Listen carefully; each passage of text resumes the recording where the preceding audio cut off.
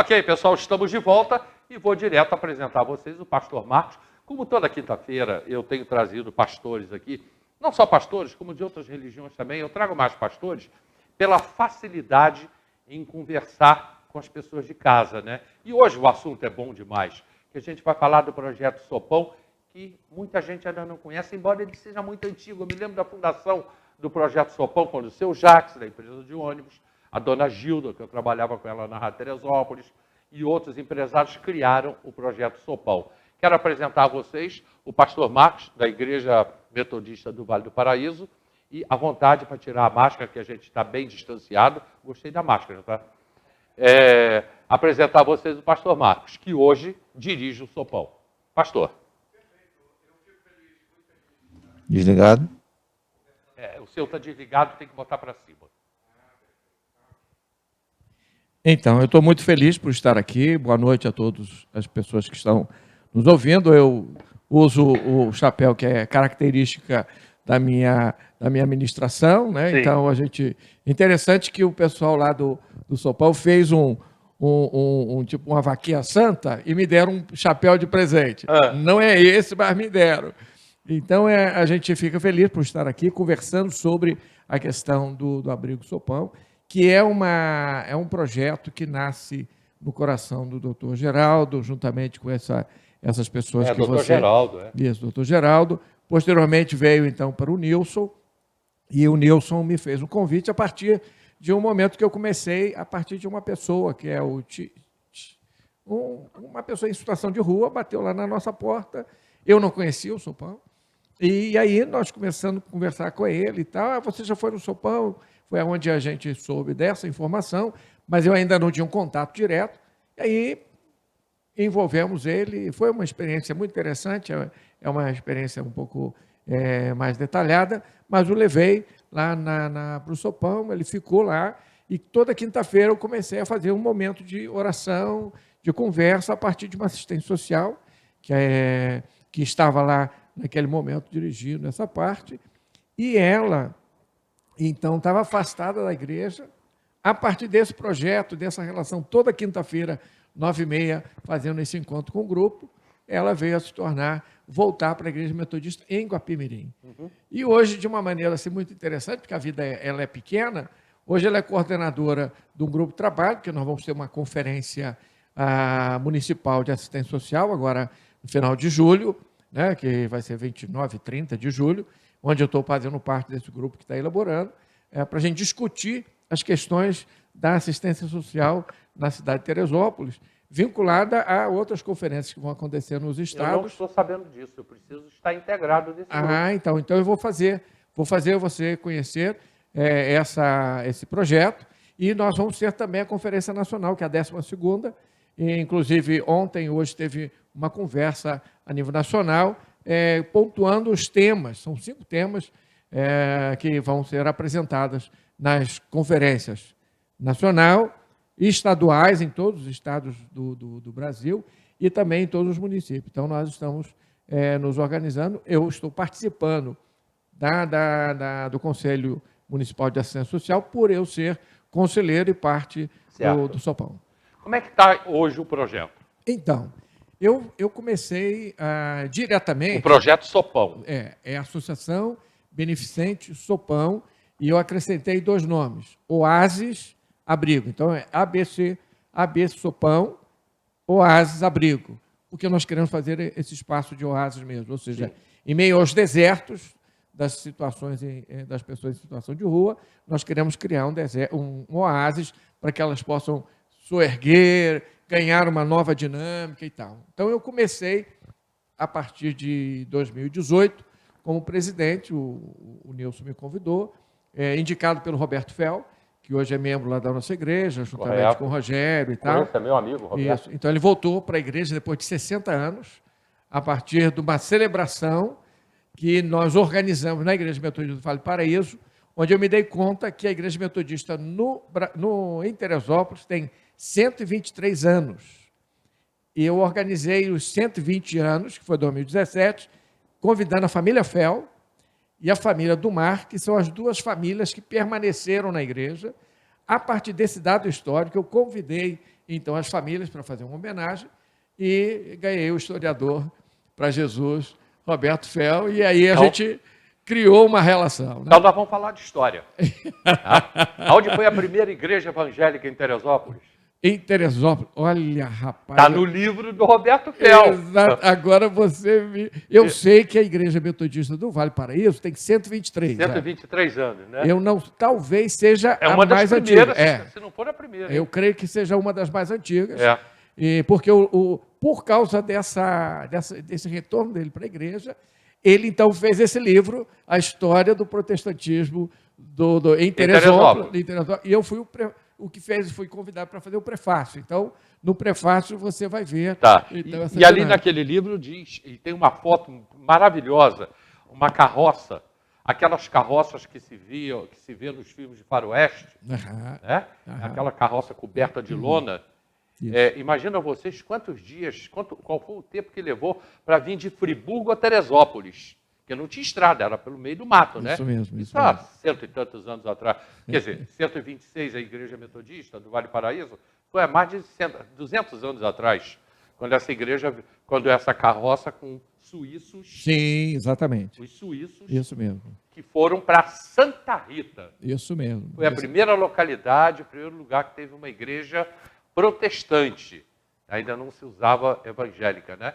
Eram igrejas protestantes e foi a primeira igreja evangélica em Teresópolis, foi em Santa Rita. A nossa história é muito bonita. E é interessante porque eu sou professor de filosofia, né?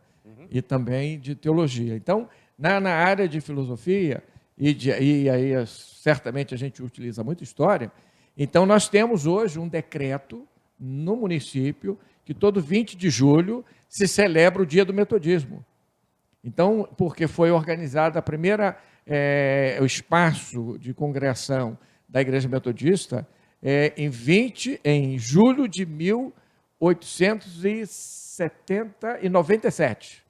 E aí, a partir disso, nós convidamos o grupo e aí criamos, então, essa conversa. E aí, a partir disso, Roberto, o Marcos Torres, o pastor, está fazendo um trabalho com o Nilson, está fazendo um trabalho lá informal, no Sopão, toda quinta-feira, e está lá conversando com as pessoas internas e tal. Convida ele para ser. Aí, em fevereiro de 2018, eu começo formalmente como presidente, e aí a gente está agora no segundo mandato de 5 anos, onde conseguimos, através do mandato da secretaria, na época, Margarete Rose, que foi quando eu comecei a me relacionar com a prefeitura, já existia um convênio com a prefeitura, né, que o Nilson fez anteriormente, onde nós temos funcionários e a gente foi organizando e trabalhando com o grupo das pessoas em situação de rua e em discussão com a Secretaria Municipal de Assistência Social. Então, como é que está lá o Sopão?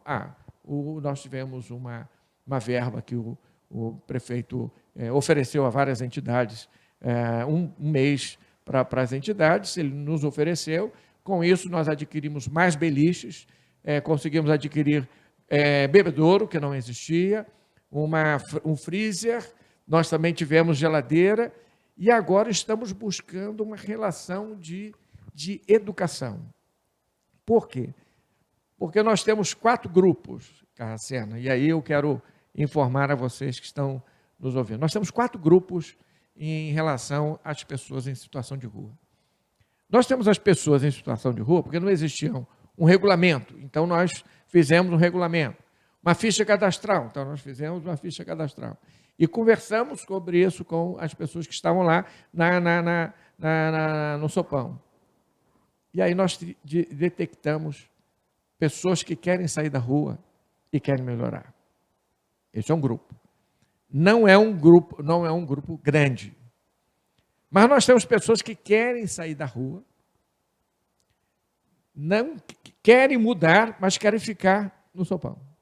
Aí nós temos pessoas, por exemplo, o seu Jorge, um cantor que hoje mora nos Estados Unidos, ele ficou lá no Sopão um bom tempo. Eu me lembro disso. E ele hoje é cantor. Ele está falando do seu Jorge cantor, esse mesmo. O seu Jorge cantor, que, aliás, não está no Brasil, está morando fora, ele já morou no Sopão. Exatamente. Então, isso, ele mudou. mas ele ficou um tempo grande lá. Outras pessoas, nós tivemos um grupo, um rapaz agora, que é o Anderson, ele ficou cerca de 2 anos. E ele, hoje, ele conseguiu um trabalho na Taberna Alpina. A Taberna Alpina empregou esse Anderson, que veio da Baixada Fluminense, de Duque de Caxias. Ele ficou um tempo lá, ele tinha perdido a família e tudo mais. Hoje ele já constituiu a família, hoje ele já está trabalhando, então ele já está, e a esposa dele trabalha conosco lá no Sopão. Ou seja, nós fizemos um processo de integração muito grande. Ou seja, então a gente tem esse grupo que quer mudar e quer sair da rua. Segundo, nós temos um grupo que quer sair da rua, quer mudar, mas não quer sair. Então nós temos o segundo grupo. Agora nós temos um grupo que quer sair da rua, mas não quer mudar. Aí fuma, às vezes a gente não consegue pegar, mas está lá aqueles potinhos de cocaína, a gente encontra pessoas que bebem, então a gente tem que fazer aquela situação de não pode e tal, cria disciplina, você vai ficar um pouco fora, depois volta. E tem um quarto grupo, que são pessoas que não querem sair da rua, querem ficar na rua. Nós temos um rapaz que está lá no Vale Paraíso, em frente à nossa igreja, nós fomos lá conversar com ele, oferecemos o abrigo Sopão, frio, ontem estava frio, mas ele quer ficar na rua. E você não consegue... Não pode tirar, né? Você não pode obrigar. Não pode obrigar, ele tem um direito. Muita gente não entende isso, você não pode realmente obrigar. A pessoa quer ficar na rua, vai ficar na rua. Se ele não quiser sair, não pode obrigar, não pode pegar, botar dentro do carro à força. Ele tem os seus direitos. Agora, tem um outro detalhe que é importante, Cassiano, é que se você dá esmola a essas pessoas, você está favorecendo elas ficarem na rua. É isso mesmo. Porque a esmola, com ajuda, se você dá um prato de comida e tal, perfeito. Porque lá no Sopão, nós servimos, no ano passado, 29 mil refeições. E aí eu louvo a Deus pela população de Teresópolis, que é extremamente solidária. Nós só existimos por causa da solidariedade do povo teresopolitano, que oferecem comida, oferecem produtos de limpeza, oferecem também limpeza pessoal para as pessoas, porque nós não temos nenhum recurso em si. Nós vivemos de doação. E a irmã Norma, que é a coordenadora do Ministério da Ação Social, interessante, ela fez a campanha do tempero, porque ninguém oferecia tempero, nem alho, nem cebola. Aí ela organizou um grupo, amigos dela, que toda semana, uma semana é uma pessoa que dá a cebola e o alho, outra semana dá o cebola e o alho, ou seja, cada pessoa oferece. E tem pessoas que voluntariamente estão doando. Eu fui buscar, conversar, não, pastor, eu vou dar um cilindro de gás por mês. Está dando um cilindro de gás. Aí vem outro, pastor, olha, tem um grupo, que aí ela organizou também, o grupo da Turma do Bem. A Turma do Bem é a turma que oferece o gás. Aí, 30, 50, 60, isso em termos de arrecadação é ótimo, porque se uma de 50 tem dificuldade de dar aquele mês, fica pingando. Agora, se uma pessoa oferece 300 reais, hoje é o gás, né? Nós gastamos 2 cilindros por mês, então são 600 reais. Nós temos um fornecedor que de 300, não vou fazer aqui a propaganda, mas porque não é devido. Mas pode falar. Nós temos aqui um que oferece para a gente, que hoje está 330 o cilindro, e está oferecendo para nós 270. Ou seja, são 50 reais que ele nos... Pastor, olha, estou mandando, e manda assim rápido, às vezes eu fico devendo aí 15 dias e tal, perfeito, daqui a pouco eu vou lá. Então, a gente tem um processo do Sopão, que o Sopão não é administrado pelo Marcos Torres, nem pela diretoria. Hoje quem é o vice-presidente é o Rogério. O Nilson é parte do Conselho Consultivo junto com o Roberto Fel. Então, quando a gente percebe que as pessoas administram. Vou contar uma historinha interessante que aconteceu lá no Sopão. Uma senhora tinha um sonho de de dar uma comida, um jantar, lá no São Paulo. E aí o esposo dela veio nos procurar, falou assim, ó, minha esposa tem um sonho de dar uma pizza, alguma coisa. E aí ela quer fazer isso. Eu assim, perfeito. Toda sexta-feira, ele ligava, quantas pessoas tem aí? X. Aí eles arrumavam lá a quentinha ou a pizza e tal, e ofereciam. Celebraram o aniversário de um ano do projeto dessa família. Tem pessoas que, por exemplo, a mãe oferecia uma cesta básica sempre. Ela foi, o filho assumiu a responsabilidade e vai lá entregar a cesta básica. Então a gente percebe que isso é algo que é muito interessante, porque o sopão não é nosso, é da cidade.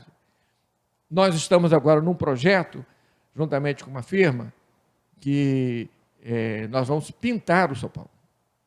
Tem um arquiteto que está promovendo, eu não sei se a gente pode, porque eu não pedi a eles para falar o nome, né? Então, você pode falar o que você quiser aqui. O nome à vontade. Então, nós estamos em conversa com a Só Tintas. Tá. Que vai nos ajudar a pintar o sopão, internamente e externamente.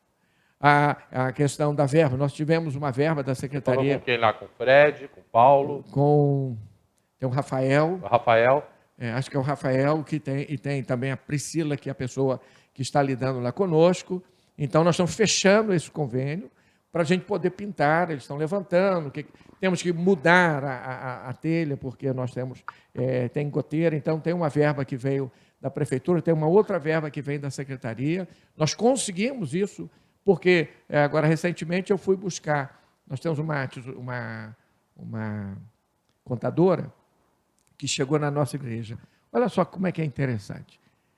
Essa contadora, ela veio de Niterói, se chama Leila.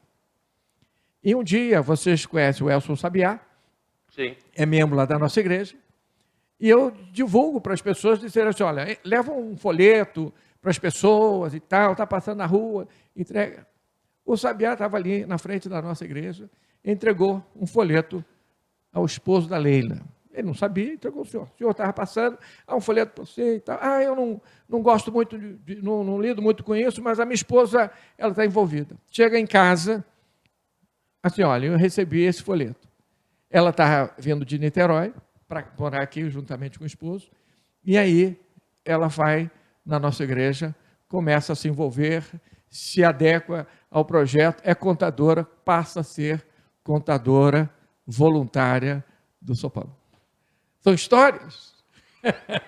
Olha, o Almir está aqui com a gente, Almir Chaves, dizendo boa noite, Hélio, e boa noite, pastor. Eu estudei na escola que tinha na igreja. Isso. Está aqui o Almir Chaves. E o Jones Vargas, ele, de certa maneira, ele botou aqui uma dúvida, né? Que ele botou, Hélio, não seria luterana única? A gente está falando da primeira igreja em Teresópolis. Aí ele colocou, protestante, a gente seria conformista. Aí eu já não entendi mais muito o que ele escreveu aqui. Então, vamos falar um pouco sobre isso. Né? Eu só não tenho mais muito tempo, mas vamos lá. Como professor de história, então... Sim. Vamos lá. O que acontece? A igreja luterana, ela surge... De Martim Lutero. Isso, lá na Reforma. A igreja protestante, ela vem a ser através de Lutero. Por quê? Lutero, ele protestou contra a Igreja Católica, e faz as suas teses e coloca lá na capela, que não me lembro aqui o nome agora. Na Inglaterra, isso. E aí veio o protestantismo. Isso. Reforma luterana na Alemanha. Alemanha, perdão. Isso, que é, no caso, o protestantismo, e a reforma de Calvino, que vai ser na Suíça. Sim. E que vai ser a igreja presbiteriana. A igreja metodista, ela surge da igreja anglicana, porque é uma outra reforma que foi feita na Inglaterra, quando Henrique VIII ele faz independente da igreja católica, então ele se torna único. Os anglicanos. Os anglicanos. A igreja metodista nasce dessa igreja anglicana, com o que a gente chama João Wesley, Carlos Wesley, Susana Wesley, que foi a mãe, surge da igreja anglicana. Mas uma coisa curiosa, Carceno, é que a igreja metodista não nasceu para ser igreja. Ela nasceu para ser um movimento metodista na Inglaterra de avivamento. Então, nesse sentido, quando que a igreja metodista se tornou igreja? Quando aquelas famílias da Inglaterra foram para os Estados Unidos e essas famílias tinham no seu caminho, né, na formação dessas famílias, tinha muitos metodistas. Aí um grupo de metodistas começou a organizar a igreja nos Estados Unidos. Nos Estados Unidos. Mas o Wesley, que foi o organizador do movimento, nunca foi pastor metodista. Interessante. Quer dizer que a igreja metodista ela saiu de dentro da igreja anglicana. Anglicana, isso. Que, por sua vez, saiu de dentro da igreja católica inglesa. Isso, exatamente. Agora, por que o termo protestantismo? Porque a igreja protestante, todas as igrejas chamadas igrejas evangélicas, na verdade, são igrejas protestantes. Porque elas vêm e assumem a doutrina da reforma do século XV. Então, todas as igrejas evangélicas em si, elas são protestantes. Sim. Então, elas, na verdade, são... Luterana é uma igreja protestante? É uma igreja protestante. Por quê? Ela vem dessa origem do século XV. Claro que aqui, na história da igreja, nós temos algumas divisões que são interessantes. Nós temos a igreja protestante, histórica, que são batista, metodista, presbiteriana e tal. E nós temos as igrejas pentecostais e nós temos as igrejas neopentecostais. As igrejas que a gente diria pentecostais, aí são a Assembleia de Deus, e aí Brasil para Cristo. Agora, as neopentecostais, aí vem ser Nova Vida, Universal do Reino de Deus, essas são o que a gente chama de neopentecostais. Tem pessoas que não gostam dessa classificação, acham que essa classificação está equivocada, mas é um pouco isso aí. Então, o que a gente tem é que igreja evangélica são igrejas protestantes, dentro históricas, ou pentecostais, ou neopentecostais. O que é neopentecostal, o que é pentecostal? Aí é uma caminhada que a gente pode, num outro momento, nós trazermos um tipo de raiz. Só que, quando a gente vai para o céu, não tem mais denominação. Não tem mais nada. A denominação é uma só. Gostei. É isso aí, porque a palavra do Senhor vai dizer, e haverá um só pastor e um só rebanho. Então, aí, essas divisões que nós estamos dizendo de maneira assim... Acaba tudo. Acaba tudo, porque no céu não tem cerca, entendeu? Não tem... você precisa confessar Jesus Cristo como Senhor e Salvador e pronto. A Igreja Católica é uma outra religião, também não é. A Igreja Católica é a igreja cristã. Dentro da igreja cristã, aí você vai ter o catolicismo e vai ter o protestantismo. Então, essa é a questão.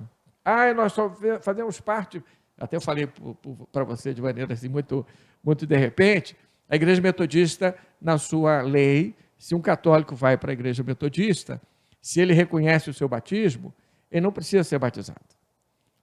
Eu tenho uma questão na família muito interessante. Uma família veio para a igreja metodista, o pai, que é católico, ele falou assim, não, eu reconheço meu batismo. Perfeito. O filho também, mas a filha quis se batizar. Perfeito, então nós batizamos a filha. Ou seja, é uma questão íntima, do coração, do amor. Isso, é o batismo.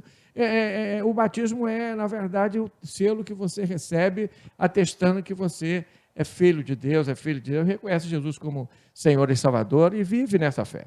Porque o amor a Deus só pode existir se houver amor a si mesmo e ao próximo. Eu quero levar esse papo à frente. Eu preciso agora pegar o livro do Roberto. Né? Vamos conversar sobre ele. Eu já li muita coisa, não li o livro todo. Entendi. Né? Ele é até fácil de ler. Sim. Ele é muito fácil de ler, mas eu não li, eu tenho ele em casa. Eu preciso ler algumas coisas do livro do Roberto e trazer para o pessoal de casa. Tem muita curiosidade ali que o pessoal não sabe o que aconteceu aqui em Teresópolis. O Davi mesmo, da Igreja do Brasil para Cristo, tem muita história para contar. Sim. A Igreja do Brasil para Cristo tem 64 anos. É uma igreja pentecostal histórica. É. Entendeu? Ela surgiu no tabernáculo, Sim, sim. aqui, que era aqui na reta, enfim. Então, essa história, que faz parte da história de Teresópolis, essa história ela precisa ser contada.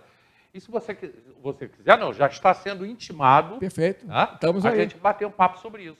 Tranquilo. E eu tenho satisfação porque até trouxe aqui uma figura de... é filha única, né? Eu tenho a figura aqui de João Wesley, no caso, que pregando, e ele pregava 3 vezes ao dia, e uma das coisas que ele teve envolvido na proclamação da escravidão, com aquele deputado inglês, William, e juntos proclamaram a libertação dos escravos. Então, a visão da igreja tem que ser para fora. Não existe visão intramuros. Intramuros é satisfatório para as forças do mal. A igreja anglicana, já estou estourando minha hora. A Sim. igreja anglicana, ela continua sendo, ela é muito parecida com a igreja católica, porém ela não reconhece o Papa. Não. A igreja anglicana. Então, a igreja anglicana, no Brasil... Genuinamente inglesa. Inglesa. Ela, no Brasil, se chama episcopal. É episcopal aqui no Brasil. Isso, exatamente. Eu fui parte do Conselho Nacional de Igrejas Cristãs, onde nós tínhamos um diálogo entre católicos, metodistas, tivemos também um diálogo com a igreja anglicana, nós fazíamos parte, igrejas presbiterianas e outros segmentos, onde nós estávamos juntos conversando sobre isso. Sim. Então, a igreja anglicana, ela é protestante, só que ela é bem ritualista, porque existem alguns conceitos que definem o que é ser uma igreja católica, e existem alguns conceitos que definem o que é ser uma igreja anglicana, como existem alguns princípios para Brasil para Cristo, para a igreja metodista, a igreja... Ou seja, cada uma tem a sua identidade. Mas uma das coisas que eu gosto muito, e recuperando Santo Agostinho, e que o Wesley muito repetia essa frase de Santo Agostinho, diz assim, no essencial, nós temos que ter unidade. Então, esse essencial tem que estar presente em cada igreja cristã. A Bíblia é uma vertente de essencial. A ceia do Senhor é também outro essencial. A volta de Cristo é outro essencial. Então, tem alguns princípios essenciais. Jesus Cristo é Pai, Filho, Espírito Santo, também outra, a Trindade, que é uma questão essencial. Então, no essencial, nós temos que ter unidade. No não essencial, tolerância, a forma de batismo, a forma de ceia e outras questões mais. Agora, em tudo deve haver o amor. E é isso. É porque sem o amor não tem igreja. Não dá. Se Deus é amor, eu não posso me relacionar sem Ele. Pastor, eu tenho aqui essa câmera 2, que é a sua câmera, e eu quero que você mande agora uma mensagem para a nossa cidade, para o povo que está vendo a gente. Perfeito. Então, eu estou feliz por estar aqui com Hélio Carracena, me convidou e eu fiquei muito feliz de poder estar aqui com vocês nesta noite. Eu quero dizer para vocês que a nossa cidade, eu não sou teresopolitano de nascimento, mas sou cidadão teresopolitano porque eu recebi esse título de vocês. Eu entendo que a cidade de Teresópolis pode ser uma cidade, como diz no seu hino, né? A joia do Brasil, nós podemos fazer melhor.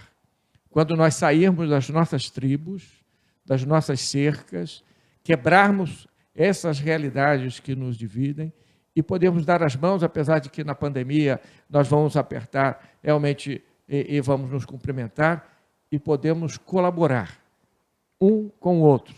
Se você toma iniciativa, e aí eu conto a história do beija-flor, que a floresta começou a pegar fogo, e de repente todos os animais fugiram da floresta, e aí o elefante olha para trás e vê que o beija-flor está pegando água e buscando tampar, acabar com o fogo. O elefante pergunta, mas como é que você vai fazer? Você está somente jogando uma gota. Eu estou fazendo a minha parte. Que você também faça a sua parte. Uma boa noite, Deus abençoe. A paz. Muito obrigado a todos vocês pelo carinho, pela audiência. Até o próximo programa, amanhã ou logo à tarde, que é para quem está aí na reprise, né? Eu não vou poder estar aqui. Uma pessoa muito importante na minha vida está chegando de uma longa viagem e me ligou e pediu para que eu fosse buscá-la no aeroporto. Não posso deixar de fazer isso, né? Por ser uma pessoa tão importante, amanhã o programa, a gente ainda vai montar agora à noite uma reprise do que aconteceu essa semana para o programa de amanhã, sexta-feira, mas eu não posso deixar de estar no Rio amanhã, às 7 horas da noite, no aeroporto. É uma pessoa muito, muito querida que eu vou buscar, então não posso estar aqui. Muito obrigado a todos vocês e até o próximo programa. Fiquem com Deus.